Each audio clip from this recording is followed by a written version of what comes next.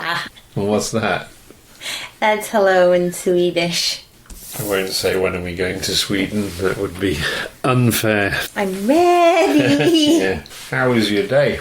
It was pretty good. It was a nice little adventure. We revisited Turkey Point on normal mountain bikes rather than fat bikes. We were there when we were there before. We did record a podcast, but I don't think we felt we covered enough trails to give a proper overview, I guess. Yeah, not a ton. We didn't cover a ton at all. Last time. No, and I was thinking about it today while we were riding, just how, I mean, it's not like it was fast conditions or anything. We were trudging, and just what a difference it is in the winter, how little kilometers or miles you can do some days versus dry trails in other seasons on regular bikes. Broken bikes don't help either. Well, yes, there was a few things. Flat tires. That's true, but it was still a slog. It was. So it lives up to its name, Turkey Point. Not that there's turkeys, but the fact that it's got a reputation for being one of the fastest drying areas and one of the quickest areas that becomes rideable. And I would say that's true. I mean, it was raining last week and then 2 days of sunshine, and most of it was pretty dry today. I mean, based on my bike clean-up, or the bike clean-up when I got back, it's the cleanest it's been since probably October. I think that one of the days last week, it was like monsoon rain too. That was the day that I was saying there was lightning and all day long. It rained a lot though that day, and that was earlier this week, but then we also got some snow and it melted and it's really warmed up, so it was impressive how dry it was there today, given the weather that we've had in the last week. And it's the sand. I mean, I think that's what it is. And also, maybe it's in a little microclimate. If we don't move to Sweden, we should maybe move to Turkey Point. Even the mud that we did cruise through wasn't even like regular mud. It was more like clayish, like sticky, like Play-Doh. That's sort of what it was like. Yeah. Play-Doh. It wasn't regular mud. No, I mean, all of the trail surfaces, apart from the footpath we ended up on because we cut that corner. Did a little bushwhacking, as usual. It was all rideable. It was all quick rideable, to be honest. Quite. So yeah, I was impressed. I'll talk a bit about the trails specifically in a second, but we did see a little furry creature on the way in, didn't we? Oh, we did. It was such a treat, and he was booking it. Does that mean moving quickly? Yes. He was whiling. What does that mean? Or Wile E. Coyote, that was so we parked at the car park, which is Charlottesville Road. I think the address is 978 to 1124 Charlottesville Road, but I'll put a Trailforks link in like I normally do. And we haven't been to all the car parks, but we've been to at least 3, and this one has a porta potty, just to say, because I know some people need facilities. Yeah, and it was just fine. As fine as they go. Yeah, I mean, I've been in better, but I've certainly been in much worse. So we started off on a trail called Methane. That was our first trail. Was it? Yeah. Did you, what did you think of that? Is that the one that I had to go back and do We again? revisited, yeah. Oh, that's what that one was called. Okay, I thought it was a different one. Oh man, it was excellent. I just don't know if I was quite ready for it straight out of the gates, even though it was fine, but in order to get full enjoyment and full satisfaction, I did end with that trail as well. And it was much more fun the second time I did it than the first time. And you're right, it's roughshod, not to methane. If you look on Trail Forks... Methane was right beside it, right? If you look on Trail Forks, if you zoom out on Trail Forks, so you come out of the car park past the porta potty, and you're straight onto roughshod, and that trail definitely uses the elevation, I would say, to the best of its ability. To a T. The only thing I would say about this entire place, and it is a plethora of trails. I mean, we've been there twice now. I mean, we were there a lot longer today. There's still a whole chunk we haven't even investigated, and we only did a few of the blacks. I guess stay tuned for part 3 then. Because we didn't even get to the water's edge, did we? We were way off that. But it's bi-directional. Oof. Ontario, figure it out. Like, you're cooking coming down this roughshod trail, and quite. There's people coming the other way, and it's not their fault. And actually, generally, people are fine. Like, I tend to stop anyway, but I didn't on one occasion. It's all a bit bizarre. That you know, Europe doesn't have many things right, or the UK, but this one-way trail systems in trail centres, with the downhill having the priority, definitely makes more sense than having people going whichever direction they really want to go in. So, just my opinion. But I just think it is a little dangerous. I mean, in places where it's bi-directional like this, I'm sorry, Jamie Darley, but you are going first. Yeah. It freaks me out a little bit, because it's you know, it's quite treed, and even right now, this season, this time of year, the trees are quite bare. It's not, you know, full of green and thick and lush. But even with the bare trees, you can't always see around corners or too far ahead. No, and it is bizarre to me that there's no leaves on the trees, and people seem to like either... Not everybody, but there's a good chunk of people today that were like, "Oh, sorry, thanks for waiting." Like, I don't know if people are just looking at their front tyre or what they're doing, but they're not looking up because they're not seeing anybody by the look of it. It's bizarre. I don't know. It's like, does not everybody know the kind of etiquette, or do we just not know the etiquette?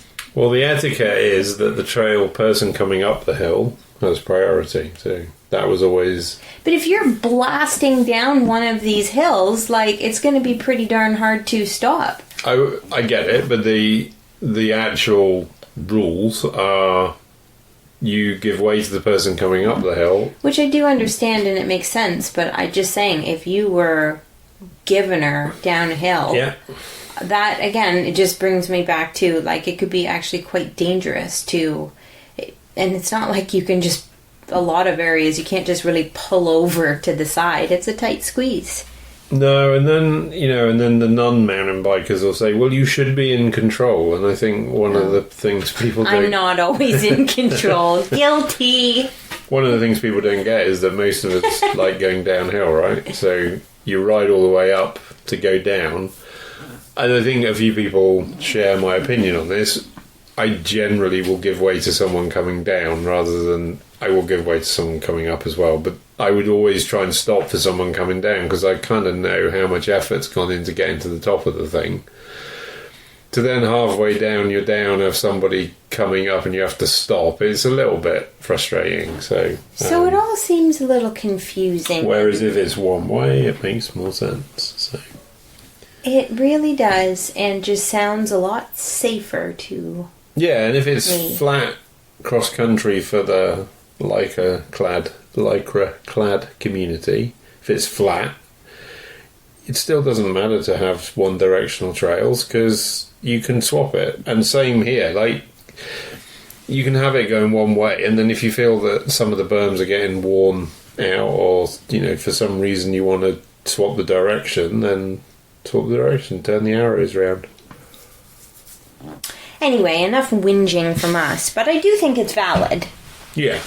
So we did this roughshod trail twice, but we did quite a few other trails. But then we picked up on something called Rainbow Ridge, which goes around Normandale Creek. It looks like a lake, but it's actually a creek. And this is where Jessica spotted some watercresses. Yes, I did. Lots of it. We'd found watercress before, but it was too close to a sewage processing plant. And we'll talk about where this one was. But do you want to talk a little bit about the watercress we found and the kind of...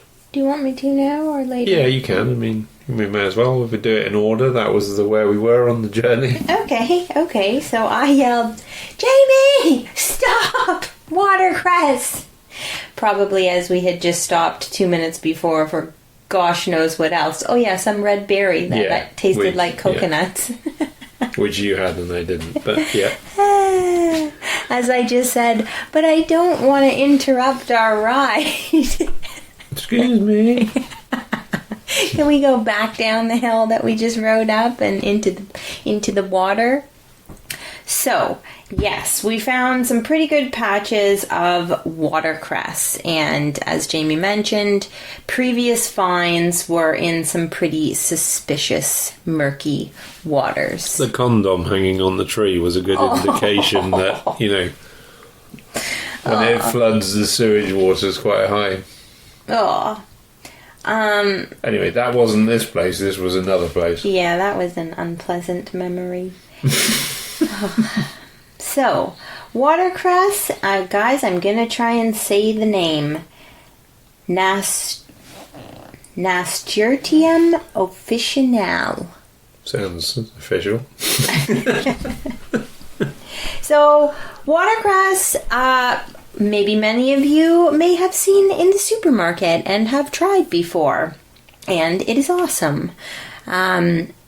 So, I knew that you could find it in the wild, and actually, Jamie, did you used to pick it in England quite often? We have a lot of it in England, and there's actually an old railway line called the Watercress line, which is in Hampshire, I think, where they actually have watercress beds, but it's interesting because you're going to talk about this in a minute, but the watercress I've picked with my parents was always harvested with a pair of nail scissors. I don't know why nail scissors, because that's probably all we had with us. And it's fast flowing chalk bottomed rivers that are maybe 6 inches deep, which means that the river's flowing really quickly, so you don't have that like stagnant-y kind of... You pull it out and all the gravel... It's clean, basically, before you've even started. So some of what you're saying is not my experience, because in England, it's where it grows is a bit different generally, so...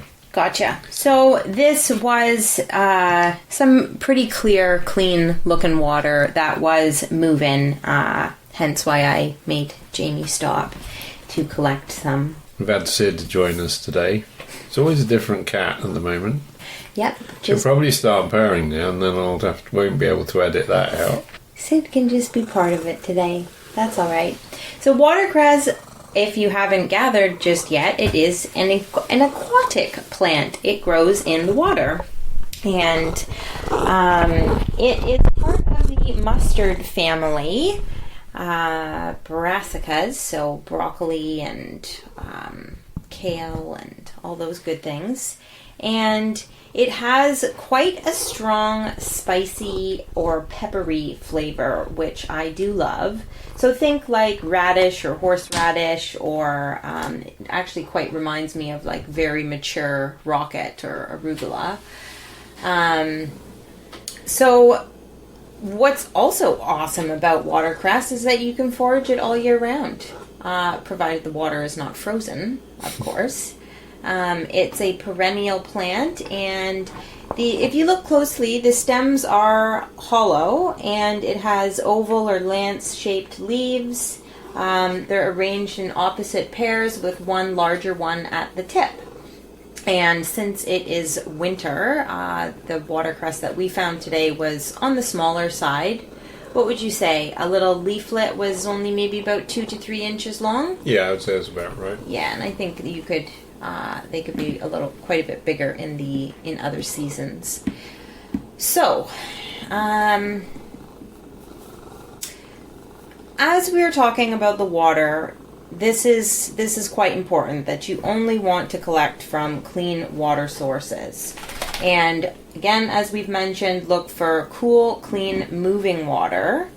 And if you want to eat the watercress raw, I would really recommend making sure that you pick it from above the water level. Which, just to say, where we were today would be quite difficult because it was literally on the water, wasn't it? Correct, and I think this is winter months, again, it being smaller and not quite as abundant as in other seasons. It was a little bit more submerged. So or maybe the water level's high because of all the rain and everything. Right, good point. Not sure, but yeah. So know the water that you are picking from. And if you're unsure about it, well, no problem. Just cook it. Which, for today's batch that we collected, we are, I think, going to cook it and just boil it in some salted water, and for sure that will kill off any parasites or bacteria. And just a little fun fact that that good old term of superfood, it is considered one. It is pretty darn rich in vitamins C, A, B6, K, and calcium. So, we collected quite a good lot today. I did clean it in a number of changes of water, as there are like little snails and like dirt and all kinds of all kinds of little bits and bobs of little pebbles and this and that in there. So, yeah. Good job. We did track up the water source a little bit, didn't we? We continued on our trail. Oh yeah, that was the next stop. We came to what we thought was a water treatment plant, but it turned out not to be. We spoke to a very nice lady, and it was a fish. What was the word she hatchery? used? Yeah, so they're breeding fish to release into the wild for Ontario. It's trying to increase the fish population. And what were the fish they were breeding? Salmon. Was it coho salmon? Yeah. And Chinook? Yeah, I think that was the two. Several kinds of salmon, anyways. So yeah, and I mean, it seemed like an interesting job. She was cruising around in a big white pickup with Ontario written on the side of it, and it was just in such a cool spot too, like sort of just in the middle of the woods. Yeah, it was excellent, and I think she was slightly jealous of our ride. She said, "Nice day for a ride." She was, yeah. When I'm in the office tomorrow, I would wish I was working at a fish farm. She knew she had a cool job too, though. She did. So we kind of carried on from there and did a few other trails, and then we ended up on a trail called Hot Flash, which is kind of hooking back towards the car park. That was the one with the rock rolls and the little drops on the, which you did. You seem to get into that. Yeah, I would like to just say that I was thinking about that as well along our travels, that there's no, like, crazy, wild features there. No. There's quite a few little ones. And I guess I was just a bit surprised by that for, how well-known and sort of, I guess, renowned this place is, that I kind of, I guess, expected there to be some more. There's 2 black trails where there's some pretty big downhill. Well, I say pretty big, it's Ontario and there's 250 foot of ascent, but there is 2 black trails in the woods there that are not nothing, that have got some bigger drops, and to the point where a few people I know that have ridden it have been like, I didn't expect that. So but spoke too soon. Yeah, but out of a lot of trails, it's only a couple of trails that have got those bigger features. And, maybe more that what I was trying to say then is it's kind of seemed like there was no medium-sized features. They were relatively small, the ones that we went over today. But incredibly well built, I think. Very, and super fun. Like, I love them. They're totally my speed, like nothing too scary or difficult. Like, you can kind of go for it and then feel good about it that you did it. Yeah, and I think if you were ever struggling with drops out on the trail, this would be a good place to go, because they're not nothing, but they've got a good long run out, and it's just sensibly built so that everything is rideable or avoidable, actually. Yeah, good way to put it. And if you want to try riding it, like you said, there were lots of good lead-ups and landings, so a good place to practice and progress. And then we went on to... We did a few bits of blacks, but I tried to keep off of the blacks. Jessica's kind of still... Nowhere near where I was. Getting back to riding, but we did do a black called Toxic City, which is the one that takes you back to the car park, which... Again, there's nothing on there that was terribly terrible, but there was some really interesting kind of features and rock rolls and... Like a whole garden. Yeah, like there was enough stuff on there to be quite interesting. And I did notice today as well, and I noticed it on that particular trail, quite a number of kind of couples with like one person on an e-bike and one person on a normal bike, which is quite nice to see. Like I think also noticed that those people perhaps wouldn't be able to ride together if maybe the less fit one wasn't on the e-bike. So true. Yeah, which I thought was a huge positive, is my point for saying that today. So that sort of was that really for us. We maybe did 7 or 8 miles, and as Jessica said, we did one trail twice because she wanted to revisit it. She had some unfinished business. There's a couple of other things I just wanted to mention. I got a tick on me today, which means that by March the 3rd they're already out and about down there. So Frankie. There's all the signs and everything that says be tick aware and all of that, and be sensible, but just be aware that they are already starting. Yeah, I mean, I just happened to notice it on my arm, so... I mean, it was like 1,000,000 degrees today. It was, but that means they've incubated, bred, hatched, done all their nonsense, and now they're strolling around looking for hosts, which, all the creepy things. Sorry, I thought of something burrowing into you. Yeah, I know you not don't. Pleasant. If you wear knee guards or knee pads, they're a good move because they do seem to stop them from getting up your leg. And just the old classic thorough check when you get home, which is what we do. Yep. So back to that one, but I'm just bringing it up because I just think, maybe just be aware of those little suckers. It was a bit of a different breed as well. It was a green and he had a red spot on his back. So I don't know. I could look it up. I will look it up at some point. But it was a different one. So also a lot of birds cruising high up in the sky today. We noticed. Yep, I would say more falcons and more eagles, which was excellent. So yeah, have you got anything else to say about the old Turkey Point? Well, I had a jolly good time today. I think that says it all, really. And again, just beautiful mixed forest. I was reminded of a few places. I did say, actually, I was a little bit reminded of Sault Ste. Marie, of Hiawatha Highlands. Maybe it was that sort of sandiness or the coniferous heavy forest. But good mix, though, too. Tons of oak trees.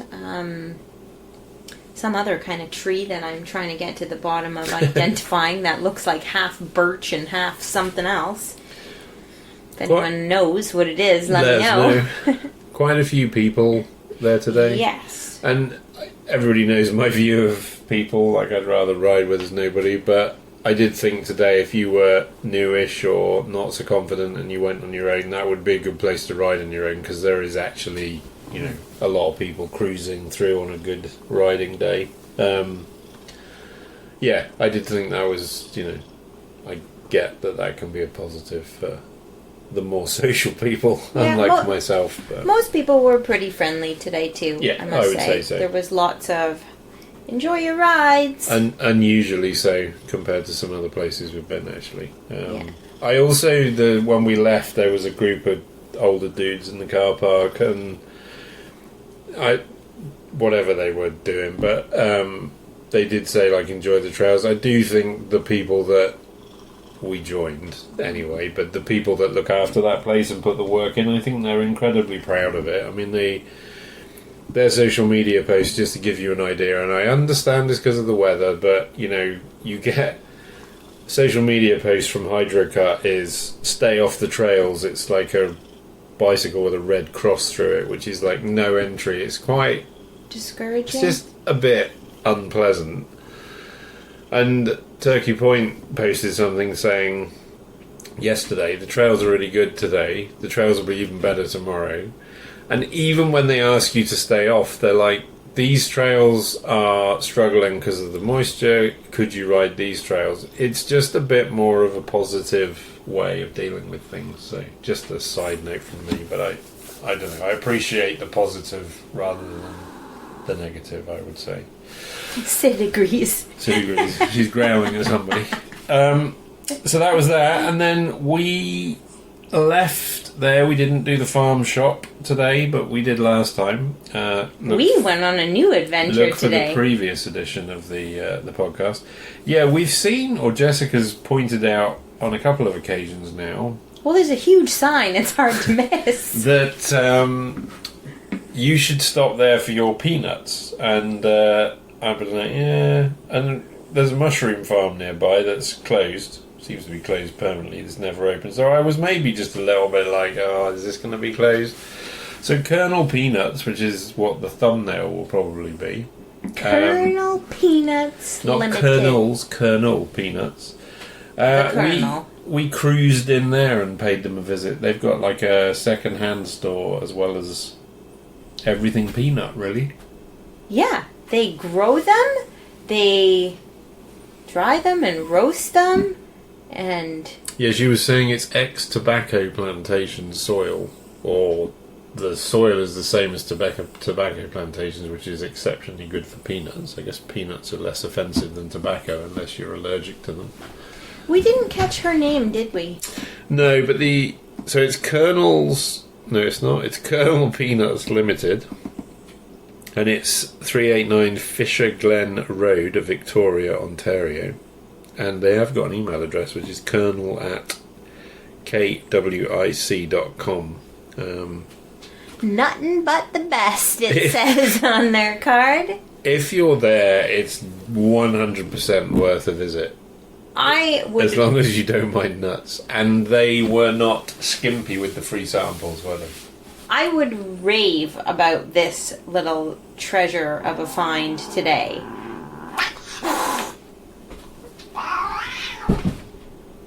I would give this stop a maybe even an 11-star rating. This one goes to 11. I had no idea that they were going to have a little vintage, antique, secondhand shed, essentially. Well, actually, we spent we spent $28 in total on peanuts, free samples. But in everything. In that garage was a real mixed bag of nuts. You've been waiting to get that in there. I know, I just thought of it, but I did have to wait a second. I'm horrible with jokes, so that was a big one. So, and she told us a great story about how the little secondhand shed even started. Somebody died, I think a mother died or something, and then so they were kind of getting rid of some of that, as you have to, I guess, and then someone else that works there was really into vintage stuff, so then they've kind of carried on and added stuff to it, and now it's kind of become its own thing in its own right, which is excellent. Quite, and it's the perfect amount to kind of cruise through. Not heaps of things, but a good little, there's even a nice little sign encouraging you to look under the tables for treasures. And it was excellent and very reasonably priced. Yeah. Then on to the peanuts side of things. As Jamie said, there was plenty of samples and information, and the lady was just ever so kind and she was the right amount of support, helpful, not pushy, cool, laid back kind of, it was a positive experience, I would say. Quite. You even got some British licorice. I did some licorice toffee. Which is delicious. Which actually, just for anybody who is English listening to this, I spotted it because this is something that we do have in England. England's finest. Established in 1894, Walker's Nonsuch licorice toffee.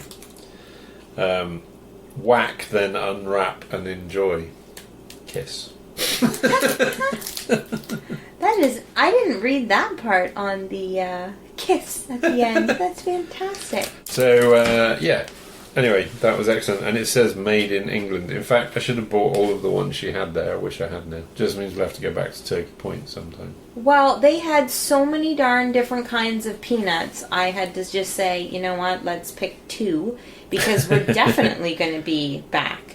And they had black-shelled, black-skinned peanuts, too, which were apparently quite unique. I've never seen black-skinned peanuts before. Have you? No, I haven't, actually. Saw the other ones, but not the black ones. We got some dill, and then what was the other one? Salt and vinegar. Salt and vinegar. Yeah, so we'll see what they're like. She let you sample, like, both of them, and just, it was fantastic. Positive. It was good. I think she even had peanut pies. She did have a lot of pies, I think, but they were frozen. We didn't get another time for sure. So yes, a must stop, I would say. I would agree.